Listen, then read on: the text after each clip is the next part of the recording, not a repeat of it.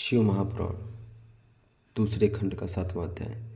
ब्रह्मा जी ने कहा, हे नारद, ऐसा कौन सा प्राणी है जो भगवती महामाया के उस अनुपम सुंदर शरीर को देखकर मोहित न हो जाए।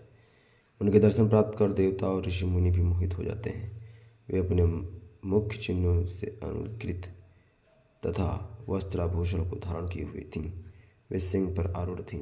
उनके उस स्वरूप को देखकर मैंने अपना मस्तक नीचे झुकाकर उनकी स्तुति करने लगा।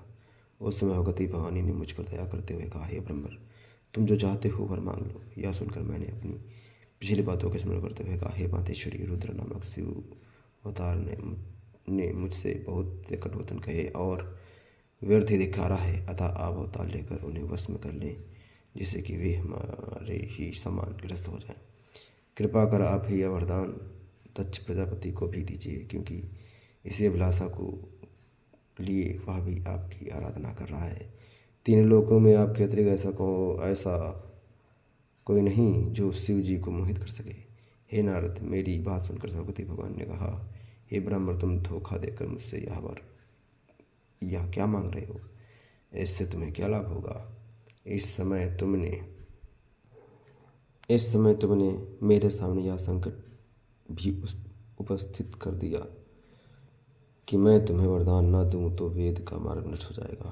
इतना कहकर उन भगवती ने योग धारण द्वारा उन पर ब्रह्म परमेश्वर का ध्यान किया, जो अपने भक्तों को प्रसन्नता प्रदान करते हैं और सबके अंतःकरण का हाल जानते हैं। भगवान सदाशिव ने उन्हें ध्यानावस्था में यह आज्ञा दी कि ब्रह्मा जी इस वरदान को मांगते होने दे दो और तुम अवतार ग्रहण करना स्वीकार करो। हम तुम्हें अत्यंत स्नेहपूर्वक अंगीकार करेंगे तथा ब्रह्मा को इस प्रकार मोहित करेंगे कि उनका संपूर्ण गर्व नष्ट हो जाएगा। परब्रह्म की ऐसी आज्ञा पर भगवती जगदम्बा ने मुझसे कहा, हे ब्रह्मण, हर रूपी भगवान सदाशिव योगी राज हैं।